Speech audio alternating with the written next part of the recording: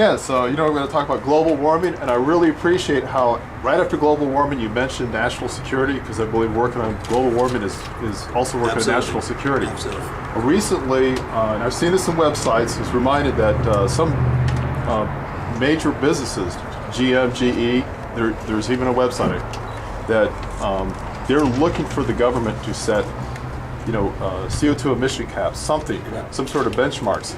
So I was wondering if you could spend a few seconds and discuss how would you bring these business people in and the rest of Americans to work on global warming. Listen, and again, and thank you. Again, this chrisdodd.com, and I don't want to get down to so much of the weeds, I bore you all to tears with detail, but this plan, the healthcare plans and so forth, we need to go through. But let me tell you what we've done here. Everybody's for the same goals, and I applaud that. I'm glad they all want to reduce our dependency on the Middle East. They want to reduce the CO2 emissions in our environment. They all want to develop business ideas and so forth. But stating goals is not telling how to get there. Telling how to get there is not easy. And I wish there was some simple, popular way to do all of this. But if we're truly interested in dealing with global warming, if we're truly interested in dealing with the health issues, if we're truly interested in reducing our dependency on a fragile part of the world that can do great damage to us economically and militarily or national security-wise, then we got to have some very concrete ideas on how to move it. I'm the only candidate that's called for an 80% reduction in CO2 by the year 2050. I believe that can be done. And I'll tell you two of the major ways you do it.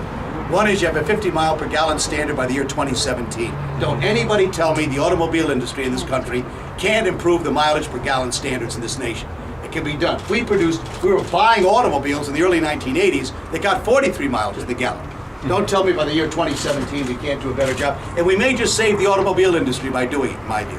That would make a huge difference.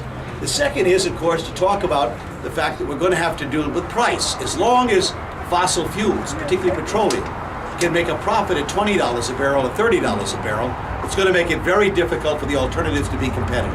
And as we know, most Americans, because of how difficult their lives are economically, have to opt for the cheaper product all the time. They may not like it, but they're given fewer of the choices.